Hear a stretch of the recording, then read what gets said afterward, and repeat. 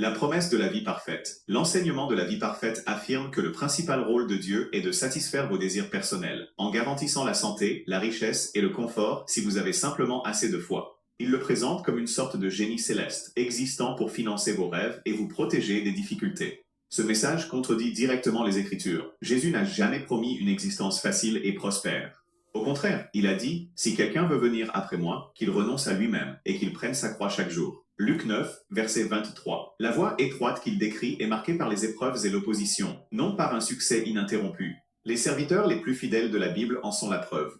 Jésus était pauvre et a été crucifié. Paul a été battu, emprisonné et souvent affamé. Jean a été exilé. Aucun n'a connu confort constant. Pourtant, tous ont marché étroitement avec Dieu. L'enseignement de la prospérité nuit aux croyants en suggérant que maladie ou difficulté signifie manque de foi. En réalité, de nombreux chrétiens sincères ont prié avec ferveur et ont enduré épreuves, tout comme Jésus à Gethsémanée, se soumettant à la volonté du Père même qu'en signifiait souffrir. Dieu bénit, guérit et pourvoit, mais il le fait selon ses desseins, et non comme une garantie. La véritable mesure de la foi, c'est de lui faire confiance, que la réponse soit oui ou non. Dieu n'est qu'amour. Cet enseignement se concentre exclusivement sur l'amour de Dieu, tout en ignorant sa justice, sa sainteté et son jugement. C'est attirant parce que cela semble valorisant et non conflictuel, mais cela crée une image déformée de Dieu. L'Écriture déclare que Dieu est amour, 1 Jean chapitre 4, verset 8, mais elle l'appelle aussi un feu dévorant, Hébreux chapitre 12, verset 29. Et le juge de toute la terre, Genèse chapitre 18, verset 25. Retirer ces attributs revient à présenter un demi-dieu, ce qui n'est pas Dieu du tout.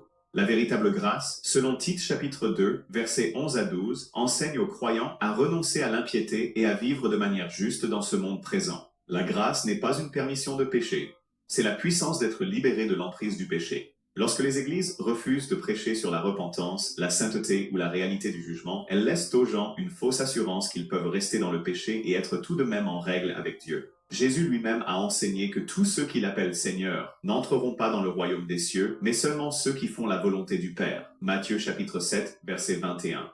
Le véritable amour dit la vérité au sujet du péché et appelle les gens à la transformation. Tout message qui omet cela laisse les auditeurs non préparés face à Dieu, qui un jour jugera chaque personne selon sa justice. Des règles supplémentaires.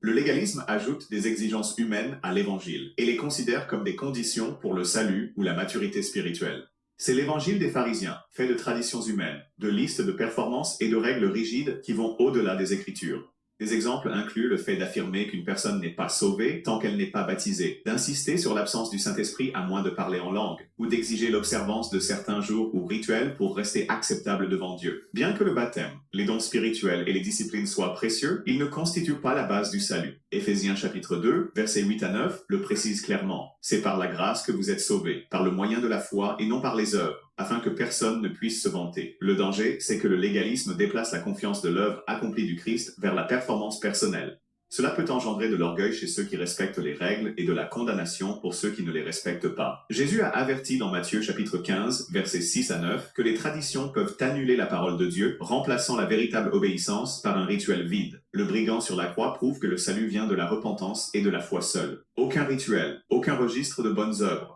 Les bonnes œuvres sont le fruit du salut, non son fondement. Ajouter des exigences à l'évangile fait qu'il n'est plus l'évangile du tout, mais un système humain qui ne peut pas sauver. Le déni de la pleine divinité ou humanité du Christ. Certaines fausses doctrines réduisent Jésus à un simple prophète, un enseignant moral ou un être créé, tandis que d'autres prétendent qu'il n'a fait qu'apparaître comme un homme. Les deux nient des vérités essentielles sur sa nature. L'Écriture présente Jésus comme pleinement Dieu et pleinement homme. Jean chapitre 1, verset 1 dit « Au commencement était la parole, et la parole était avec Dieu, et la parole était Dieu. » Le verset 14 ajoute « Et la parole a été faite chair, et elle a habité parmi nous. » Colossiens chapitre 2, verset 9 affirme que, en Christ, habite corporellement toute la plénitude de la divinité. Nier sa divinité le prive de l'autorité et du pouvoir de sauver, puisque seul Dieu peut porter la pleine pénalité du péché.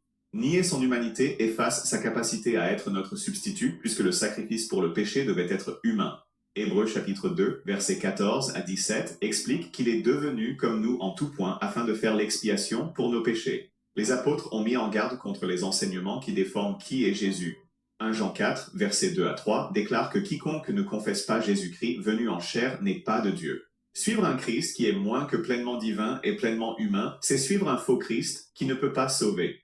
Le rejet de l'autorité et de la suffisance des Écritures, un autre enseignement dangereux, sape la Bible en plaçant d'autres sources, des visions personnelles, des traditions d'Église, des tendances culturelles au même niveau ou au-dessus d'elles. Lorsque l'Écriture est considérée comme incomplète, dépassée ou secondaire, la norme ultime de vérité du croyant passe de la parole de Dieu à l'opinion humaine. Cela rend l'Église vulnérable à la tromperie. 2 Timothée 3,16 à 17 enseigne que toute écriture est inspirée de Dieu et utile pour enseigner, pour convaincre, pour corriger et pour instruire dans la justice, afin d'équiper les croyants pour toute bonne œuvre. La Bible n'est pas simplement une ressource parmi d'autres, elle est le fondement donné par Dieu pour la foi et la pratique. Jésus lui-même a confirmé l'autorité de l'Ancien Testament, répétant à plusieurs reprises, il est écrit. Pour confronter le mensonge et la tentation. Lorsque tout enseignement, révélation ou tradition contredit ou ajoute à la parole de Dieu, il doit être rejeté. Proverbe chapitre 30, versets 5 à 6 avertit, toute parole de Dieu est éprouvée. N'ajoute rien à ces paroles, de peur qu'ils ne te reprennent et que tu ne sois reconnu menteur. La suffisance des Écritures signifie qu'elles contiennent tout ce qui est nécessaire pour le salut, une vie pieuse et le discernement. La confiance totale en elle protège l'Église d'être influencée par des inventions humaines et maintient le Christ, et non la culture, au centre. L'universalisme enseigne que l'amour de Dieu garantit que chaque personne sera finalement sauvée, indépendamment de la repentance ou de la foi en Christ. Cette idée séduit la compassion humaine, mais contredit directement les propres paroles de Jésus. Dans Matthieu 7, versets 13 à 14, il dit que le chemin qui mène à la vie est étroit et que peu le trouvent. Jean 3, verset 18, avertit que ceux qui ne croient pas sont déjà condamnés, et Matthieu 25, verset 46, parle d'un châtiment éternel pour les injustes. Acte 4, verset 12, déclare « Il n'y a de salut en aucun autre, car il n'y a sous le ciel aucun autre nom donné aux hommes, par lequel nous devions être sauvés. » L'universalisme supprime la nécessité de la croix et l'urgence de l'Évangile. Si tout le monde est sauvé quoi qu'il arrive, alors la mort sacrificielle du Christ devient inutile et l'évangélisation perd tout son sens. L'Écriture enseigne constamment que la vie éternelle n'est accordée qu'à ceux qui se repentent et croient à l'Évangile. Marc chapitre 1 verset 15, Romains chapitre 3 verset 25, chapitre 10 verset 9 à 10. Rejeter cette vérité laisse les gens sous une fausse assurance qu'ils sont en sécurité alors qu'ils ne le sont pas. L'amour de Dieu est réel, mais il agit en parfaite harmonie avec sa sainteté et sa justice. Ceux qui rejettent le salut du Christ feront face au jugement dont il a averti à plusieurs reprises. En rejetant la loi morale de Dieu, l'antinomisme détourne la grâce en une permission de vivre sans contrainte morale. Il affirme que l'obéissance aux commandements de Dieu est inutile, puisque le salut est par la grâce. Cette déformation est aussi dangereuse que le légalisme car elle nie la puissance transformatrice de l'Évangile. Jude, verset 4, met en garde contre ceux qui transforment la grâce de notre Dieu en un permis d'immoralité et renient Jésus par leur comportement. Alors que les chrétiens sont libérés de la loi comme moyen d'obtenir le salut, ils ne sont pas libérés de l'appel de Dieu à la sainteté. Jésus a dit, « Si vous m'aimez, gardez mes commandements. » Jean 14, verset 15. Paul explique que les croyants accomplissent la loi du Christ, Galates 6, verset 2, par une obéissance guidée par l'Esprit. Les commandements moraux de Dieu, tels que l'honnêteté, la pureté sexuelle, le pardon et l'amour, reflètent son caractère et restent contraignants pour son peuple. L'antinomisme produit des églises où le péché n'est pas remis en question et où le discipulat est absent. Les Écritures montrent que la vraie foi produit des œuvres compatibles avec la repentance. Acte 20.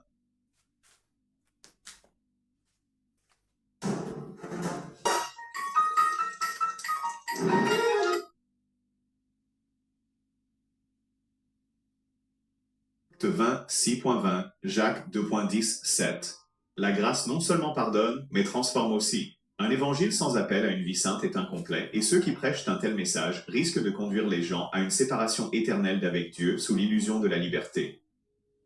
Le refus de la résurrection corporelle. Cet enseignement affirme que Jésus n'est pas ressuscité physiquement d'entre les morts, présentant la résurrection comme un événement purement spirituel ou symbolique. Un tel refus enlève le fondement même de la foi chrétienne.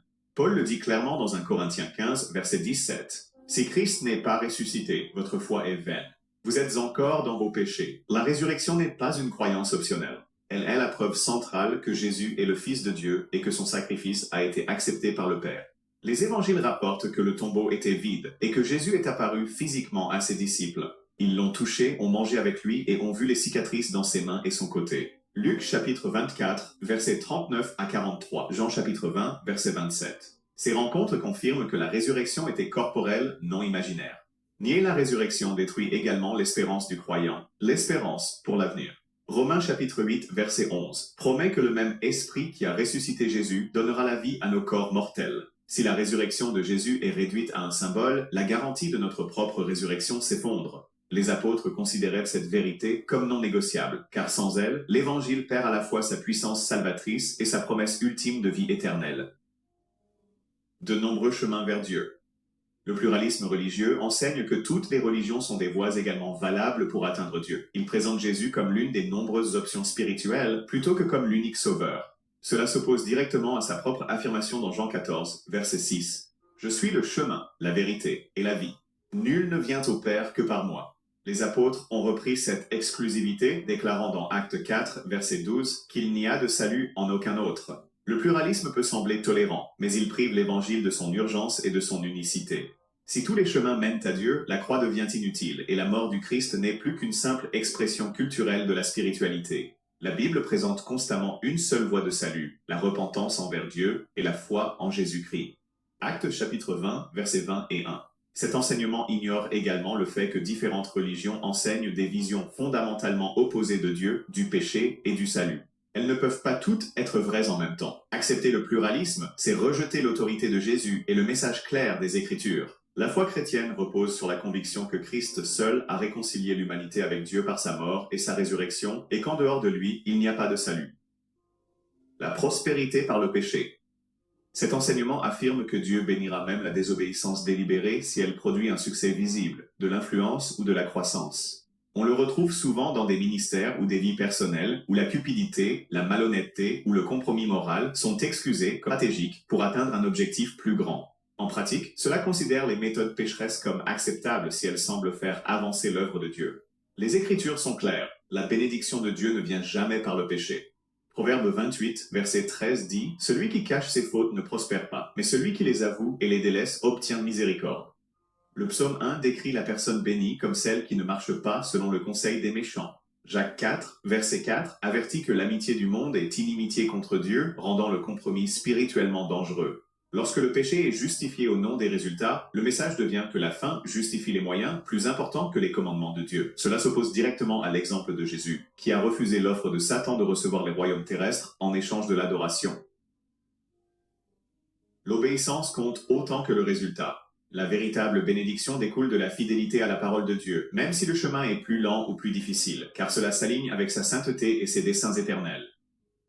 Le salut basé sur les œuvres enseigne que l'on peut mériter la vie éternelle par de bonnes actions, des rituels religieux ou des efforts moraux, sans s'appuyer pleinement sur le sacrifice du Christ. Bien que cela puisse encourager une moralité extérieure, cela contredit la vérité centrale de l'Évangile selon laquelle le salut est un don de la grâce. Romains 3,20 déclare « Par les œuvres de la loi, aucun être humain ne sera justifié devant lui. » Éphésiens 2, 8 à 9 souligne que nous sommes sauvés par la grâce, au moyen de la foi, et non par les œuvres, afin que personne ne puisse se vanter. Cet enseignement est dangereux car il déplace la confiance de Jésus vers l'effort personnel. Cela peut engendrer de l'orgueil chez ceux qui pensent avoir fait assez et du désespoir chez ceux qui réalisent qu'ils n'y arriveront pas. La Bible enseigne que même nos meilleures œuvres sont entachées par le péché, comme le dit Ésaïe chapitre 64 verset 6, et ne peuvent pas satisfaire à la norme parfaite de Dieu. Les bonnes œuvres ont bien une place dans la vie chrétienne, mais comme preuve du salut, et non comme moyen de l'obtenir. Jacques chapitre 2 verset 10-7 explique que la foi sans les œuvres est morte, ce qui signifie qu'une foi authentique produit l'obéissance. L'ordre a son importance. Nous sommes sauvés par la foi seule, et cette foi produira des œuvres. Inverser cet ordre détruit l'Évangile et amène les gens à se confier en eux-mêmes plutôt qu'en Christ. Le refus du retour du Christ et du jugement final. Certains enseignements rejettent ou réinterprètent la seconde venue de Jésus, affirmant qu'elle est purement symbolique ou que le monde s'améliorera progressivement jusqu'à ce que le royaume de Dieu soit pleinement réalisé sans son retour personnel. D'autres minimisent ou nient la réalité du jugement final, présentant Dieu comme quelqu'un qui n'exerce jamais la justice contre le péché. L'Écriture parle clairement de ces événements. Acte 1:11 rapporte la promesse de l'ange selon laquelle Jésus reviendra de la même manière que vous l'avez vu monter au ciel. 2 Pierre 3:3-4 avertit que des moqueurs mettront en doute sa venue, mais affirme que le jour du Seigneur arrivera de façon inattendue. Apocalypse 9:11-16 décrit son retour comme un événement visible et décisif au cours duquel il juge et fait la guerre avec justice. Nier le retour du Christ enlève l'urgence de se préparer et de mener une vie sainte. Jésus a dit à ses disciples de veiller car ils ne connaissent ni le jour ni l'heure de sa venue. Matthieu 24, versets 42-44. Ignorer le jugement final revient à négliger des passages comme Hébreux 9, verset 27, qui dit qu'il est réservé à l'homme de mourir une seule fois, après quoi vient le jugement.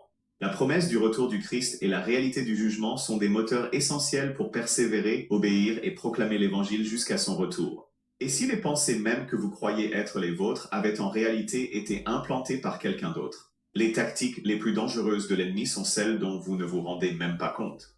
Regardez chaque stratégie mortelle que Satan utilise contre vous expliquée en détail, pour découvrir comment il agit et comment riposter. Ne manquez pas cela.